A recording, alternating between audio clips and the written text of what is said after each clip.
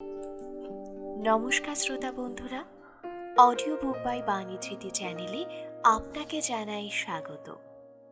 আজ পড়ে শোনাব মানিক বন্দ্যোপাধ্যায়ের লেখা ছোট গল্প চাষার বউ।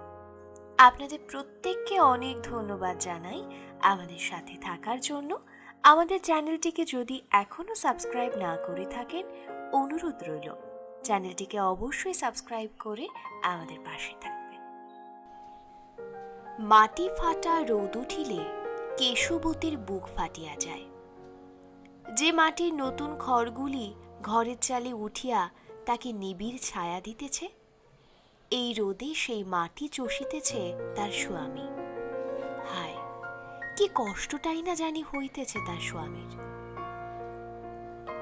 বুকটা অবশ্য একটু অতিরিক্ত ফাটল প্রবণ কেশবতীর, অল্পেই ফাটিয়া যায়।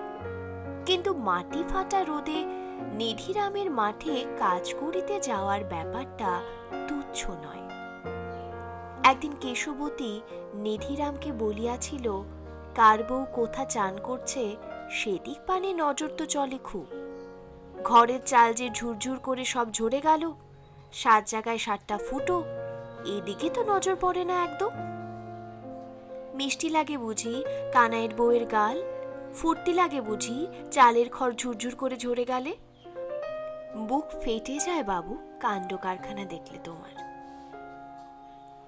স্নানরতা কানাইয়ের বউয়ের দিকে নজর দেওয়া নিধিরামের অন্যায় হইয়াছে, অথবা ঘরের চালের খড় বদলানো দরকার, এর মধ্যে আসল বক্তব্য কেশবতীর ঠিক কোনটা ছিল, এ জগতে কারও তা বলিবার ক্ষমতা নাই, কেশবতীর নিজেরও নাই।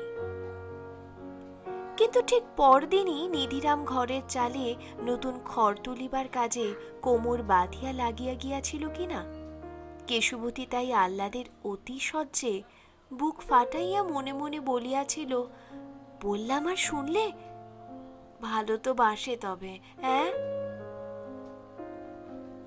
খড়গুলি প্রাপ্য ছিল গোবরার, কিন্তু গোবরা একটুও রাগ করে নাই। একবার শুধু বলিয়াছিল, বেশ দাদা বেশ, খড়গুলো মেরে দিলি। তারপর চিরকাল যেমন করে তেমনি ভাবে সকাল বিকাল আসিয়া দাওয়ায় উবু হইয়া বসিয়া আবোল তাবোল বকিয়াছে আর তামাক টানিয়া গিয়াছে। লোকটার এইরকম অমানসিক নির্বিকার আত্মত্যাগে কেশবতী মমতায় গলিয়া গিয়া নিধিরামকে বলিয়াছে, এমন মানুষটাকে ফাঁকি দিলে বুক ফেটে যায় বাবু তোমার কাণ্ড কারখানা দেখলে। 7-8 মরশুম নিধিরামের জমিতে ফসল ফলানোর জন্য গোবরা প্রাণ দিয়া খাটিয়াছে। এবারও খাটিবে বলিয়া কয়েক দফায় নিধিরামের কাছে বেশ কিছু আদায় করিল। তারপর শেষ মুহূর্তে কাজ করিতে গেলে মহেশ নন্দীর খেতে। গোবরা যা কিছু আদায় করিয়াছে তাও অবশ্য আগাম নয়, পুরনো পাওনা। তবু এবার নিধিরামের সঙ্গে খাটিবে না জানা থাকিলে তাও তো সে আদায় করিতে পারিত না। তাই এমন বজ্জাত মানুষকে বিশ্বাস করার জন্য নিধিরামকে অনুযোগ দিতে দিতে কতবার যে কেশবতী নিজের বুক ফাটাইয়াছে তার হিসাব হয় না।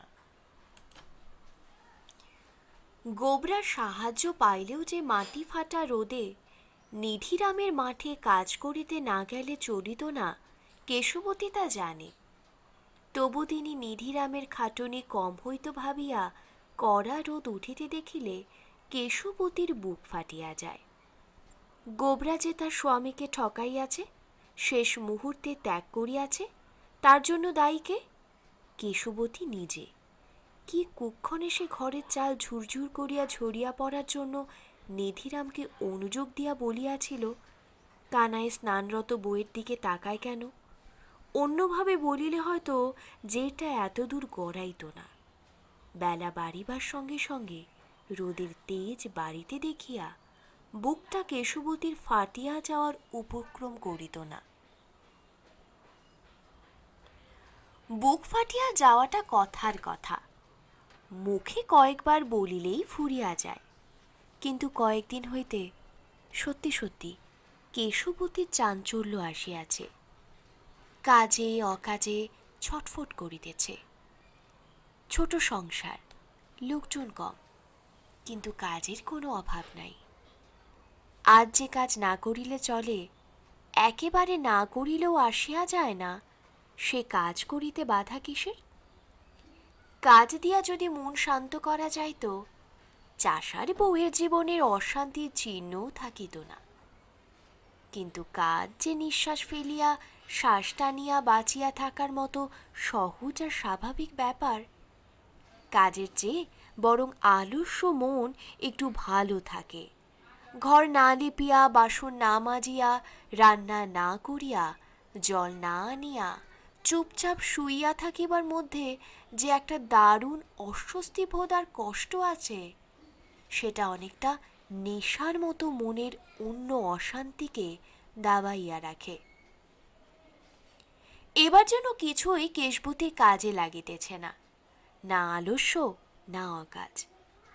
নিধিরামের বোনের ছেলেটাকে কাঁদাইয়া শান্ত করিবার মতো অকাজেও যখন মন বসিল না, তখন কেশবতীর নিজেরই কান্না আসিতে লাগিল। ছেলে মেয়ের মন ভোলানোর চেষ্টার চেয়ে নিজের মন ভোলানোর বড় ওষুধ চাষার বউ আর কিছু তো জানে না। নিজের ছেলেটাকে কাঁদাইয়া দেখিলে হইতো কি হয়? মা হইয়া তাও কি পারে?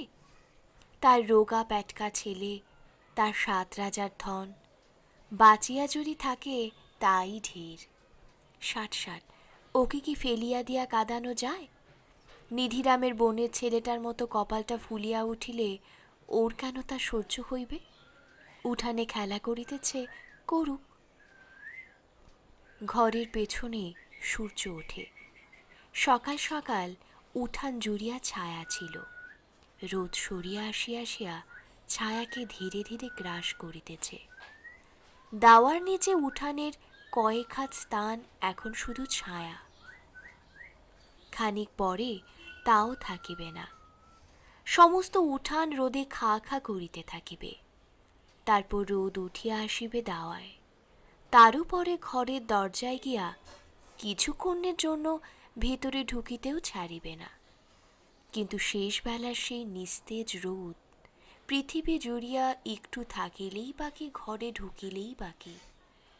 তাতে শুধু পৃথিবীর উজ্জ্বল হইবে, আর ঘরের মধ্যে কেশবতীর টিনের বাক্সের নতুন টেপা তালাটা চকচক করিবে।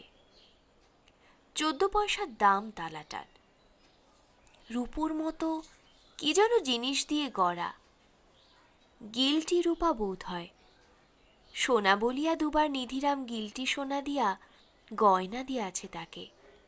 এই বাক্সেই আছে সেগুলি। বাক্সটার জন্য নিধিরামের গিলটি রূপার তালা আনিয়া দেবে, তাতে আর আশ্চর্যের কি আছে? নিধিরাম আজ সকাল সকাল ফিরিয়া আসিল, দুপুর শুরু হইবার আগে। শরীর ভালো নয় তার, মন আরো খারাপ। মুখে, দেহ ও মন দুই অসুস্থতার ছাপটা এত বেশি স্পষ্ট যে দেখিয়া কেশবতী সভয়ে নির্বাক হইয়া গেল।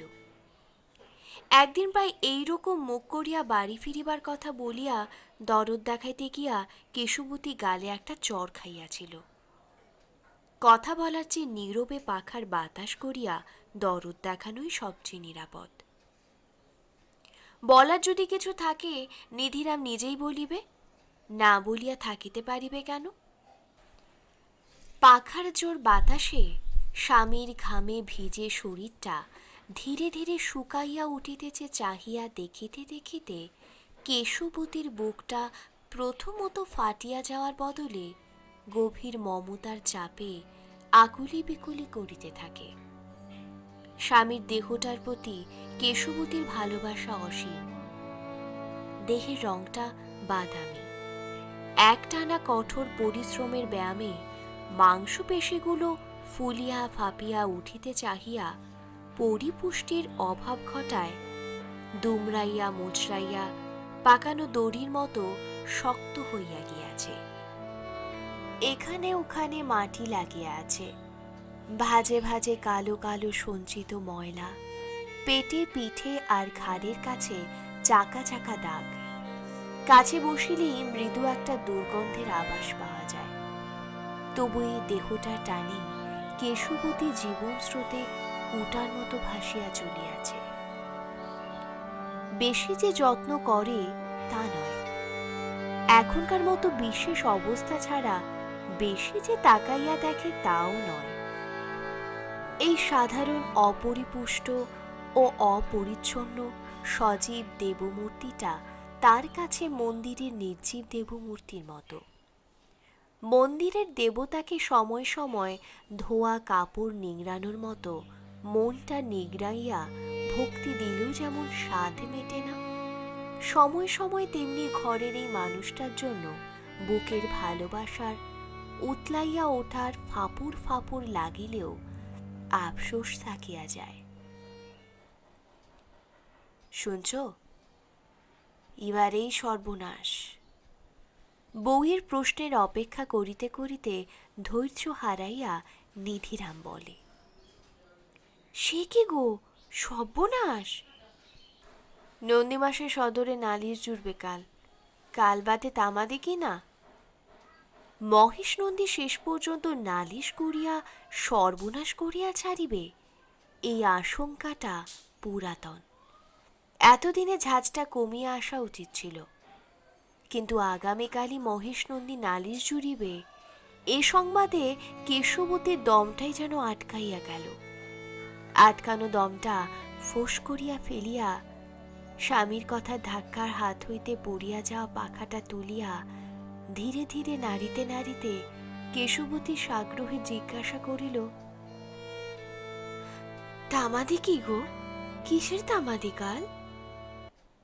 প্রশ্ন শুনিয়া নিধিরাম রাগে আগুন হইয়া বলিল, যা তুই সামনে থেকে, এদিকে সর্বনেশ হচ্ছে, মাগির মাথা ব্যথা উঠল তামাদি নিয়ে, তামাদি তোর বাপের ছেড়াদ। বড় খারাপ মেজাজ নিধিরামের, বড় কড়া তার কথা। কেশবতী জোরে জোরে পাখা করিতে লাগিল। এই মাটি ফাটা রোদে এত খাটিয়া আসিয়াছে মানুষটা, মাথা একটু গরম হইবে বই কি, সেজন্য রাগ করা উচিত নয়। পাখার বাতাস নয়, তামাক সাজিয়া দেওয়ার পর নিধিরামের মেজাজ ঠান্ডা হইয়া গেল। আপনা হইতেই সে আবার কথা আরম্ভ করিল, তামাদের মানেটাও বুঝাইয়া দিল। খানিকটা নিজের ভাষা ভাষা ধারণা হইতে, খানিকটা আন্দাজে। কেশবতী গালে হাত দিয়া বলিল, ও মা, কাল যদি না মামলা করে সব ভেস্তে যাবে, কিচ্ছুটি পাবে না, একটা পয়সাও নয়। এক মুখ ধোয়া ছাড়িয়া নিধিরাম জোর দিয়া বলিল, একটি আদলা নয়। এমন একটা মজার ব্যাপার লইয়া অন্য সময়ে অনেকক্ষণ নাড়াচাড়া করা যাইত, এখন কেশবতীও উৎসাহ পাইল না। নিধিরামের গম্ভীর চিন্তিত মুখ দেখিয়া আর ছাড়া ছাড়া আফসোসের কথা শুনিয়া আবার তার বুকের মধ্যে ভয়ানক ভারে আকুলি বিকুলি করিতে লাগিল। সর্বনাশের খবরটা নিধিরাম কিছুই জানিত না, কানাই খবর দিয়াছে। সেই কানাই, যার বউ মহেশ নন্দীর পুকুর ঘাটে পা পিছলাইয়া পড়িয়া গিয়াছিল এবং নিধিরাম হাত ধরিয়া তুলিতে যাওয়ায় গাল দিয়া উদ্ধার করিয়া দিয়াছিল তার 14 পুরুষ। ততটুকু আভাস না দিয়া দেনা পাওনা মিটাইবার জন্য একবার একটা তাগিদ পর্যন্ত না করিয়া মহেশ নন্দী যে চুপি চুপি তার সর্বনাশের ফন্দি আটিবে, যে মহেশ নন্দী এত কাল তাকে এত খাতির করিয়া আসিয়াছে, এও নিধিরামের অদৃষ্ট। কেশবতী কি বলে, অদৃষ্ট নয়? কেশবতী প্রকারান্তরে সায় দিল, পোড়া কপাল, সব কেশবতীর পোড়া কপাল। নিজের পোড়া কপালের কথা ভাবিলে বুকটা সত্যি ফাটিয়া যায় কেশবতীর। সর্বনাশ যখন হইবেই, আজ কাল পরশুর মধ্যে জমি চষিয়া আর লাভ কি? নিধিরাম চিৎপাত হইয়া শুইয়া পড়িতে চায়, কিন্তু মাথার উপর ভগবান যখন আছেন, ঠিক কোথায় আছেন মাথার উপরে নতুন খড় বিছানো ঘরের চালায়, অথবা তারও উপরে সূর্যালোকিত নীল আকাশে কেশবতীর তা জানা না থাকিলেও ভগবান যখন আছেন, একটা কিছু উপায় তিনি করিয়া দিবেন। এইসব বলিয়া স্নানাহার করাইয়া কেশবতী স্বামীকে মাঠে পাঠাইয়া দিয়া দাওয়ায় পা ছড়াইয়া বসিয়া কাঁদিতে আরম্ভ করে, আর এক চোখে ভগবানকে অভিশাপ দেয়। মাকে কাঁদিতে দেখিয়া তার 4 বছরের ছেলেটাও কান্না জুড়িয়া দেয়। নিধিরামের বোন আর কোনো কিছু না জানিয়াও ঘন ঘন চোখ মোছে। কয়েকটি প্রতিবেশিনীরও আবির্ভাব ঘটে। কাঠের মিস্ত্রি অভয়ের বউয়ের কাছে কলসি দেখিয়া হঠাৎ একদম শান্ত হইয়া কেশবতী বলে, একটু দাঁড়া দিদি, আমিও যাব ঘাটে। পুকুর কাছেই। মহেশ নন্দী নদীর বাড়ির পেছনে আম কাঁঠালের বাগানটার একপাশে। গাছের ছায়ায় আঁকা বাঁকা পথ ধরিয়া চলিতে চলিতে কাঠের মিস্ত্রি আর চাষার বৌদের জীবনের যেসব কথা সবচেয়ে বেশি দামি, কে কি রাধিয়াছে, কার স্বামী ভালোবাসিয়া কাকে কখানা শাড়ি কিনিয়া দিয়াছে, কার ছেলেটার অসুখ, কার ননদ ভাজ কিরকম হিংসুটে আর ছোট লোক, এসব কথার আলোচনাই আজও হয়। সর্বনাশ ঘটিবার মতো গুরুতর বিষয় লইয়া কতক্ষণ আলোচনা করিতে পারে মানুষ? অভয়ের বউয়ের সঙ্গে খুব ভাব ছিল কেশবতীর। একদিন সে কানাইয়ের বউয়ের পুরাতন প্রসঙ্গ তুলিয়া দরদ জানাইবার চেষ্টা করায় দুজনের মধ্যে গালাগালির আদান প্রদান হইয়া গিয়াছে। নিছক দরদ জানাইলে কেশবতী হয়তো রাগ করিত না, সখীর সঙ্গে ঝগড়াও হইত না। নিধিরামের নিন্দা করায় সখীর দরদকে তার মনে হইয়াছে খোঁচা, মিষ্টি কথার গাল। তবে তারপর প্রায় 7 দিন কাটিয়া গিয়াছে। ঝগড়ার কথা ভুলিয়া যাইতে আর কতদিন সময় লাগে চাষার বউ আর কাঠের মিস্ত্রির বউয়ের? দুপুরবেলা পুকুরঘাট নির্জন হইয়া গিয়াছে। একটু তফাতেই মহেশ নন্দীর বাড়ি। মহেশ নন্দীর বউ মাসখানেক এক টানা জ্বরে ভুগিতেছে, অবস্থা খারাপ। গলা পর্যন্ত জলে ডুবাইয়া মহেশ নন্দীর বউ বাঁচিবে না মরিবে এই আলোচনা করিতে করিতে কেশবতী হঠাৎ বিনা ভূমিকায় বলে, বুকটা ফেটে যায় দিদি, সত্যি। অভয়ের বউ আশ্চর্য হইয়া বলে, বুক ফেটে যায়? নন্দী বউয়ের জন্য তোর বুক ফেটে যায়? কোথা মানত করবি তেরাত্তির যেন না কাটে, বুক ফেটে যায় কিলো? কথাটা মিথ্যা নয়। নন্দী বউ শুধু মহেশ নন্দীর বউ নয়, খাঁটি সোনার যে 2-1খানা গয়না কেশবতীর ছিল, এখন তা নন্দী বউয়ের অঙ্গের শোভা বর্ধন করিতেছে। কিন্তু জলে ডুব দিয়াই কেশবতীর উত্তেজিত মন কিভাবে যেন শান্ত হইয়া গিয়াছে, জ্বালা যন্ত্রণা জুড়াইয়া গিয়াছে। নন্দী বউয়ের মরণ কামনা করিবার ক্ষমতা এখন আর তার নাই। সে ছল ছল চোখে বলিল, ছি দিদি, অমন কথা বলতে নেই। লোক ভালো ওরা, আমাদের অদিষ্ট মন্দ ওরা কি করবে বলো? কেমন আছে জেনে যাই, চল ফেরার পথে। যাবি? অভয়ের বউ রাজি হইল না। বারবার বারণ করাতেও কেশবতী কথা না শোনায় ভরা কলসি কাখে তুলিয়া বাড়ি ফিরিয়া গেল। একা মহেশ নন্দীর বাড়ি যাইতে কেশবতীর ভয় করে। এই সময় ভেজা কাপড়ে যাতায়াত সঙ্গত হইবে না। কিন্তু কি করিবে কেশবতী? না গিয়া তার যে উপায় নাই। জলে নামিয়া শরীর মন শীতল হওয়ার আগে উত্তেজিত উদ্ভ্রান্ত অবস্থায় কাদা কাটা করিয়া ভগবানকে অভিশাপ দিয়া আগামীকালের সর্বনাশকে অনায়াসে বরণ করা চলিত। এখন আর তা হয় না। ভিজা কাপড়খানা ভালো করিয়া গায়ে জড়াইয়া, যেভাবে জড়াইলে গায়ের সঙ্গে একেবারে আটিয়া যায় অতিরিক্ত চামড়ার মতো, সেইভাবে গায়ে জড়াইয়া কেশবতী মহিষ নন্দীর বাড়িতে প্রবেশ করিল। নন্দীবউ পশ্চিমে শয়নঘরে চৌকিতে শুইয়া আছে। উঠান হইতে ঘরের ভেতর চৌকির উপর তার শায়িত দেহের অর্ধেকটা চোখেও পড়ে। কেশবতী সে ঘরে না গিয়া দক্ষিণের ঘরের ওপাশে ছোট ঘরখানার ভেজানো দরজা ঠেলিয়া ভেতরে দুপা আগাইয়া থমকিয়া দাঁড়াইয়া পড়িল। মহিষ নন্দী মেঝেতে বিছানো পাটির উপর চিত হইয়া চোখ বুজিয়া পড়িয়া আছে। দেহটি তৈলাক্ত, মসৃণ। ঘুমাইয়া পড়িয়াছে নাকি? ঘরে তামাকের মিঠে কড়া গন্ধ। মেঝেতে নামাইয়া রাখা কলিকা হইতে এখনো অল্প অল্প ধোঁয়া উঠিতেছে। কেশবতীর বুকের মধ্যে ঢিপ ঢিপ করিতেছিল। আরও একবার সামনে আগাইয়া আকস্মিক লজ্জার ভঙ্গিতে সংকুচিত হইয়া সে বলিল, ও মা। মহিষ নন্দী চোখ মিলিয়া উঠিয়া বসিল। কেশবতীর গলা প্রায় বন্ধ হইয়া গিয়াছিল। কোনো মতে বলিল, পুটুর মাকে দেখতে এসেছি। খাদা বললে আপনি নাকি সদর গেছেন, তাই ভাবলাম। মহিষ নন্দী বলিল, কাল সকালে যাব সদর, পুটুর মা ওই ঘরে। কেশবতী তার অচেনা নয়, অদেখাও নয়। ভিজা কাপড়েও কয়েকবার সে তাকে দেখিয়াছে, তবে দুপুরবেলা, নিজের ঘরের ভেতরে নয়, আম কাঁঠালের বাগানে। একটু অবাক হইয়াই সে কেশবতীকে দেখিতে লাগিল।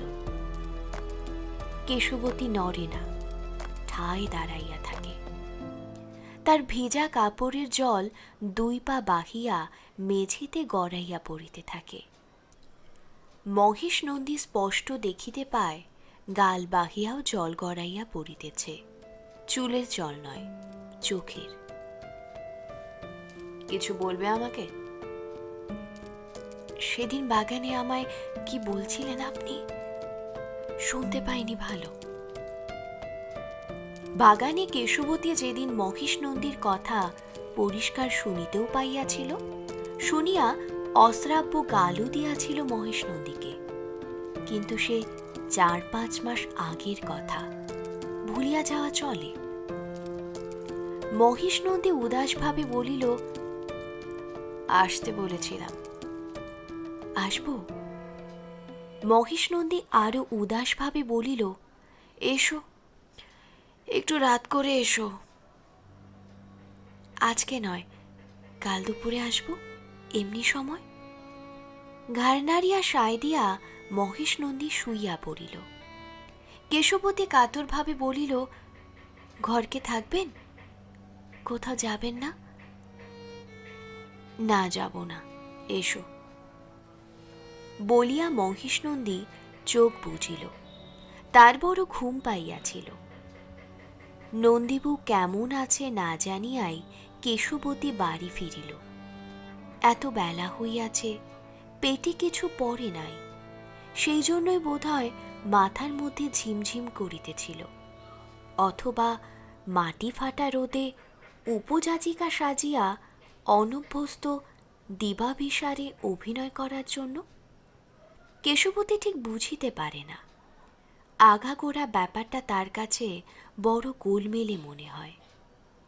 একেবারে ঘরের মধ্যে ঢুকিয়া 4-5 মাসের পুরনো নিমন্ত্রণটা স্মরণ করিয়া দিয়া নিজ হইতে আত্মনিবেদন করিলে পুরুষ মানুষ এইরকম করে নাকি?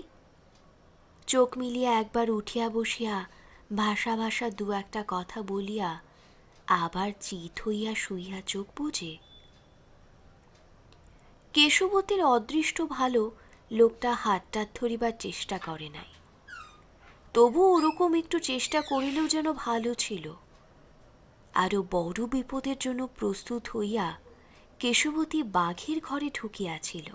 যেভাবেই হোক আগামীকালে লোভ দেখাইয়া বাঘকে শান্ত করিয়া সে পালাইয়া আসিতই আসিত।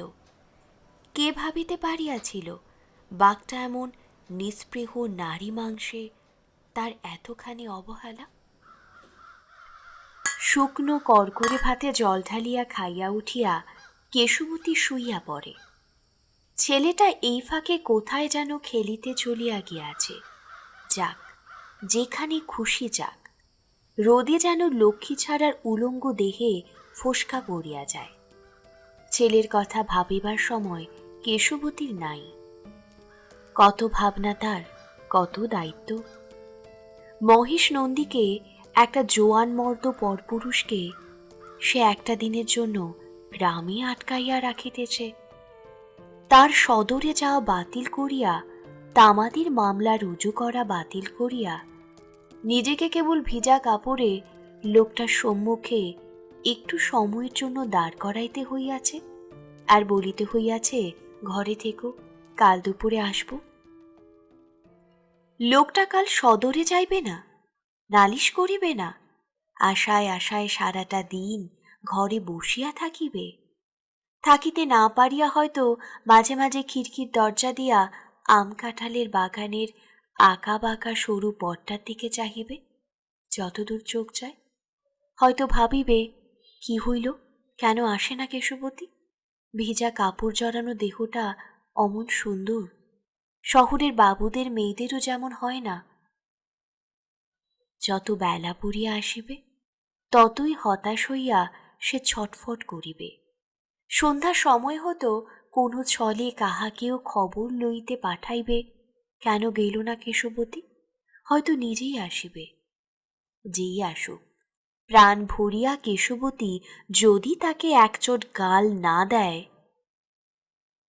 না, গাল দেবে না, বরং সুযোগ পাইলে বলিয়া দেবে, দুপুরবেলা যাইতে পারে নাই, কেমন করিয়া যাইবে, চারিদিকে কত লোকজন, রাত্রে নিশ্চয়ই যাইবে, একটু বেশি রাত্রে। আবার তার প্রত্যাশার মাঝরাত্রি পর্যন্ত লোকটা আকুলি বিকুলি করিবে। তৈল মসৃণ মাংসল দেহটা লইয়া একবার নিচে নামিবে। ঘরের বাহিরে গিয়া পথের দিকে চাহিয়া বসিয়া থাকিবে। আমবাগানের পথের দিকে নয়, সদরের ধুলা ভরা চওড়া মেটে রাস্তায়। রাত্রিবেলা আমবাগানের অন্ধকারের পথ ধরিয়া কেশবতী যাইতে যে ভয় করিবে, এইটুকু বুঝিবার মতো বুদ্ধি লোকটা নিশ্চয়ই আছে।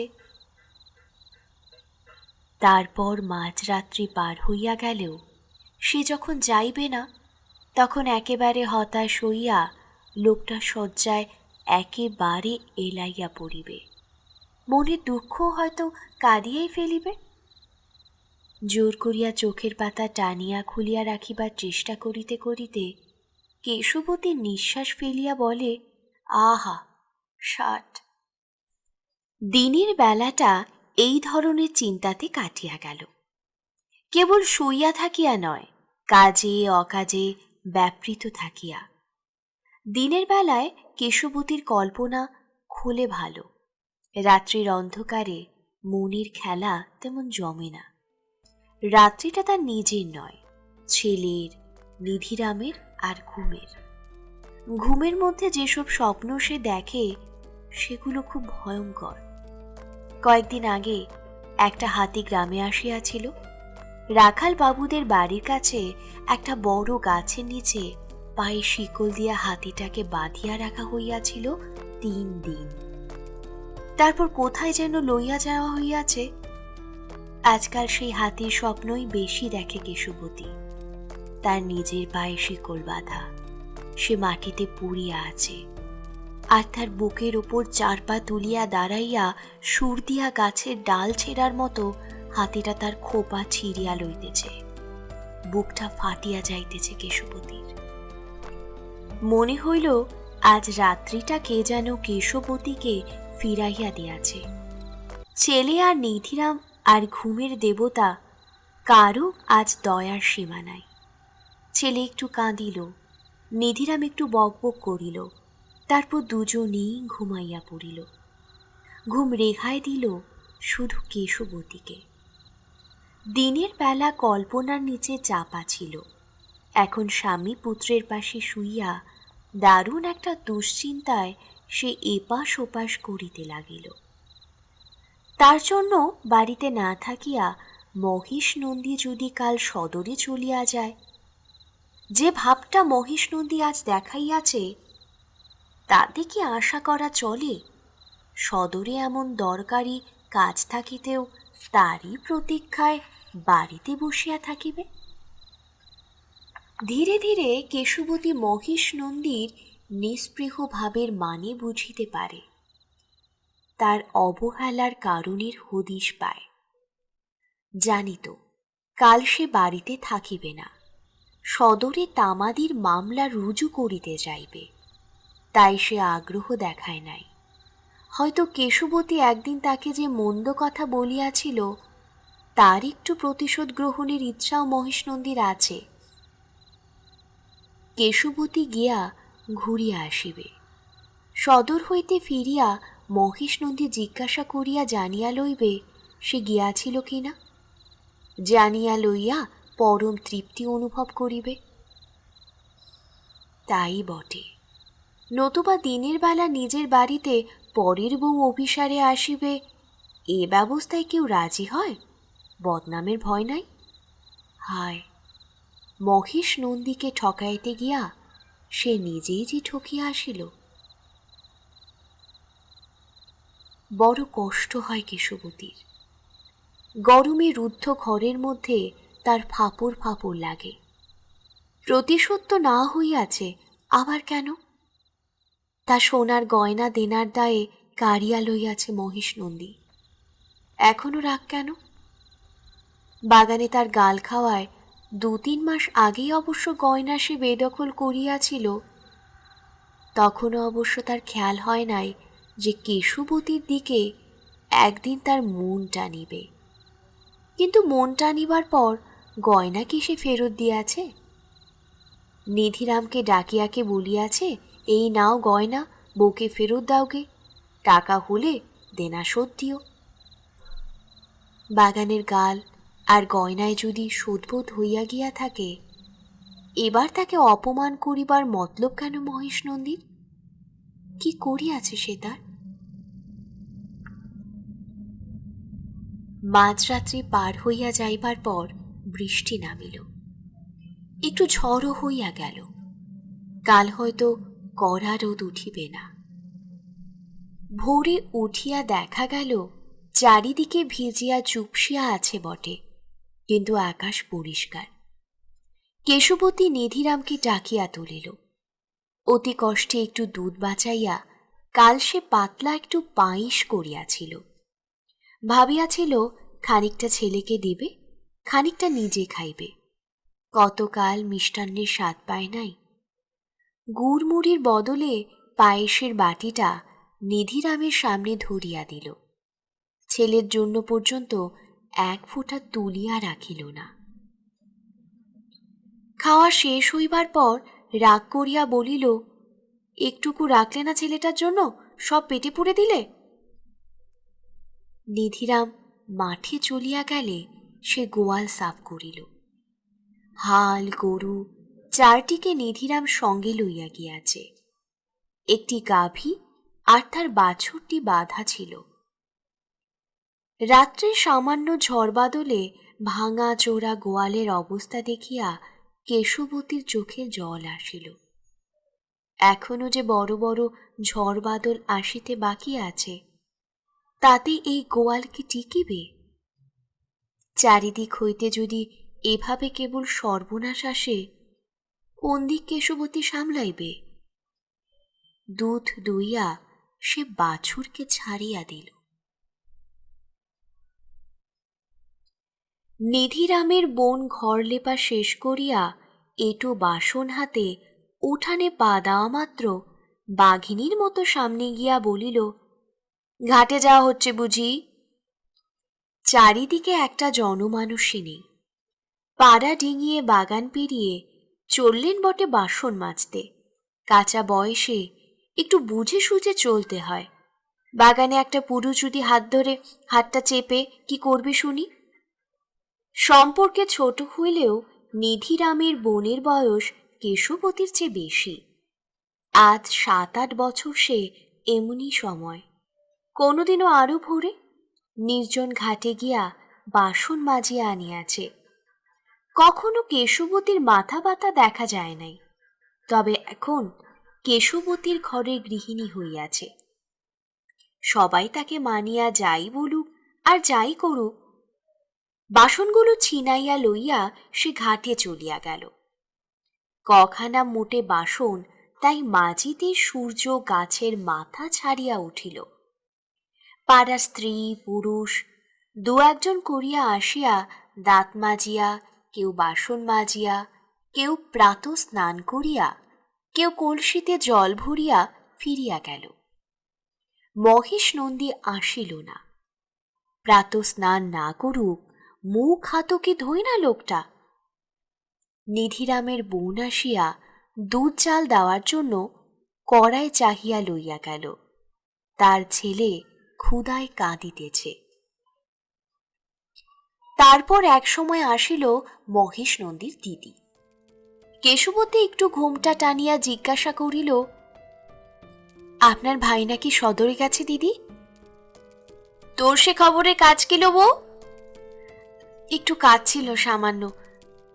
দিদির মারফত দিদির ভাইকে দিয়া সদর হইতে একটা জিনিস আনাইবে ভাবিয়াছিল কেশবতী, আর কিছু নয়।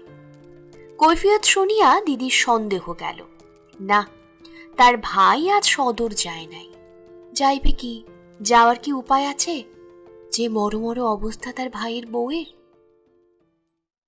স্নান সারিয়া মাজা বাসন হাতে তাড়াতাড়ি কেশবতী বাড়ি ফিরিল। চলন দেখিয়া কে বলিবে সে বউ মানুষ? মোটে 1 বছর আগে শাশুড়ির মরণে গৃহিণীর পট্টা পাইয়াছে। মহেশ নন্দী আজ সদরে যায় নাই, যাইবেও না। যাওয়ার সময় পার হইয়া গিয়াছে। যাইতে হইলে খুব ভোরে সে রওনা হইত।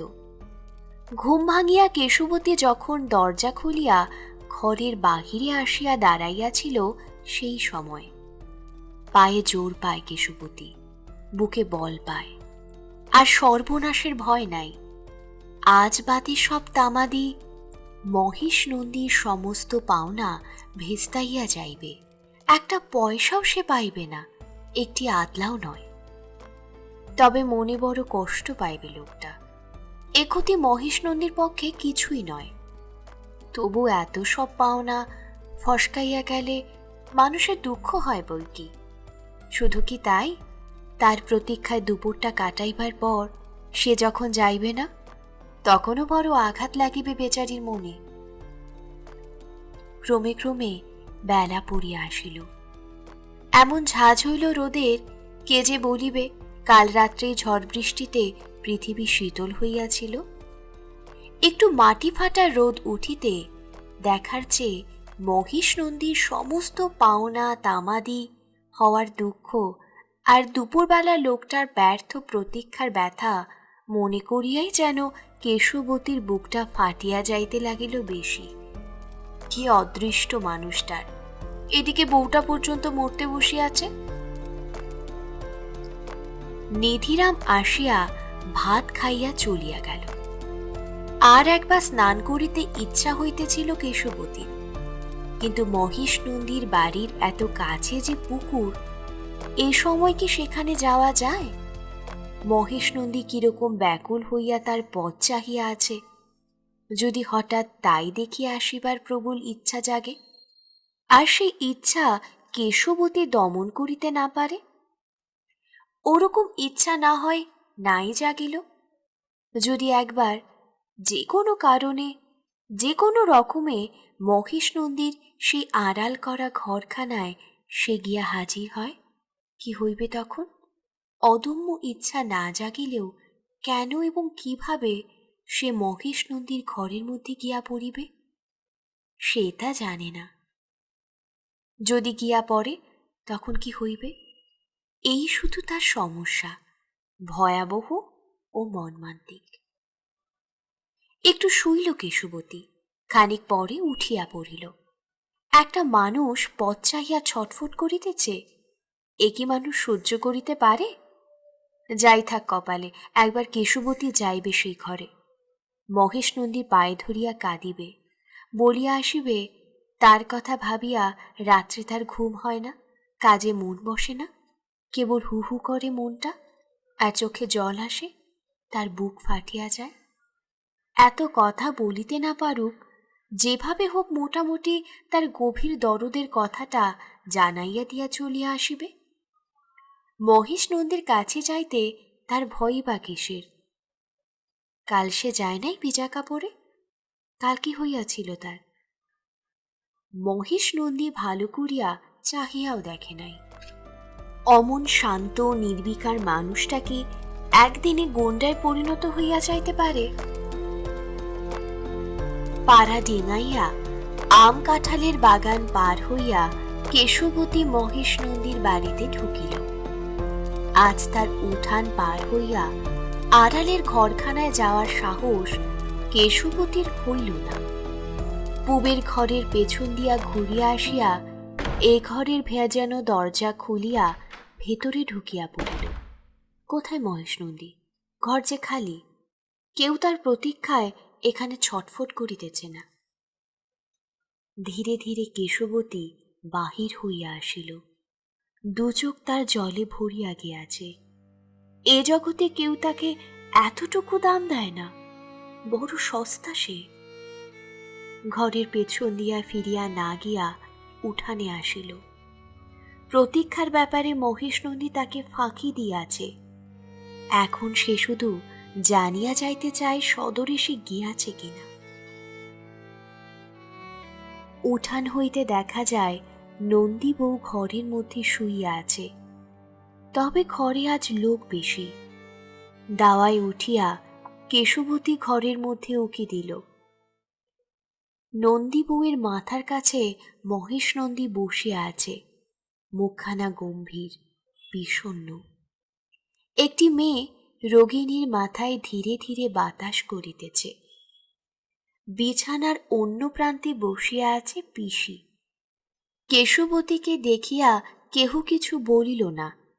কারো ঘরে মরণাপন্ন কেহ থাকিলে অবসর মতো পাড়ার বৌঝি এভাবে উকি মারিয়া দেখিয়া যায়, চৌকাঠ ধরিয়া খানিক্ষণ দাঁড়াইয়া থাকে, তারপর আপনা হইতে চলিয়া যায়। সেই জন্য কারো ব্যস্ত হওয়ার দরকার হয় না। মহেশ নন্দী একবার চোখ তুলিয়া চাহিয়া দেখিল মাত্র। পিসি কাছে উঠিয়া আসিয়া ফিসফিস করিয়া বলিল, তুই কি লো বউ, একটা মানুষ মরছে, সদর থেকে জিনিস আনতে দেওয়াটা তোর বড় হলো? সকাল থেকে ঠায় বসে আছে শিওরে, কবে সদর যাবে ঠিক নেই। এখন কিছু বলতে টলতে পারবো না বাছা, আমি পয়সা রেখে যা আমার কাছে। কেশবতী বলিতে পারিল না। কিছু সে আনাইতে চায় না সদর হইতে। কি আনিতে হইবে বলিয়া দেওয়ার আগে মহেশ নন্দী পাছে সদর চলিয়া যায়, এই ভয়ে সে ছুটিয়া আসে নাই। মহেশ নন্দীর মুমূর্ষু বউয়ের বাহুতে তার নিজের খাঁটি সোনার অনন্তের দিকে একবার তাকাইয়া সে উঠানে নামিয়া আসিল। বাড়ি ফিরিয়া কেশবতী আবার শুইয়া পড়িল, কিন্তু এবারেও বেশিক্ষণ শোয়া হইল না। কত কাজ তার, শুইয়া থাকিলে চলবে কেন? রোদের তেজ কমিতে একসময় সন্ধ্যা হইয়া আসিল। তারপর আসিল নিধিরাম। আজ কেশবতী রান্নার একটু বিশেষ আয়োজন করিয়াছে। ডাল রাঁধিয়াছে, 2 রকমের তরকারি করিয়াছে, তার উপর মাছের টক। নিধিরাম খাইতে বসিলে কাছে বসিয়া সে বলিল, নন্দী মহাশয়ের সব পাওনা গেল তো ফসকে? একটি পয়সাও পাবে না তো আর? নিধিরাম বলিল, কেন? তামাদি নাকি সব বলেছিলে, তুমি আজকে নালিশ না করলে।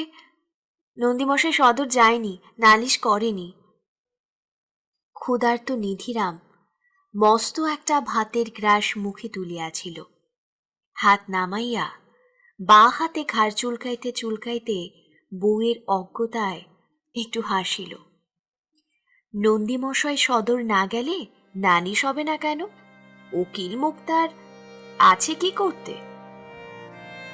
সে খবর কেশবতী রাখে না।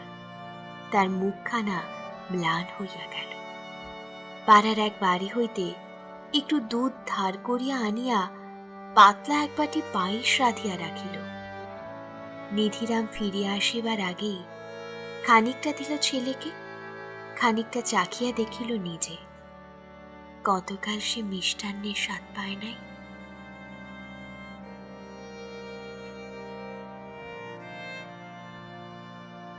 এরই সাথে শেষ হলো আজকের ছোট গল্প, মানিক বন্দ্যোপাধ্যায়ের লেখা চাষার বউ।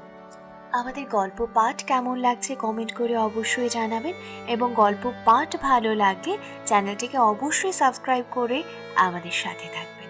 প্রত্যেকে অনেক ভালো থাকবেন।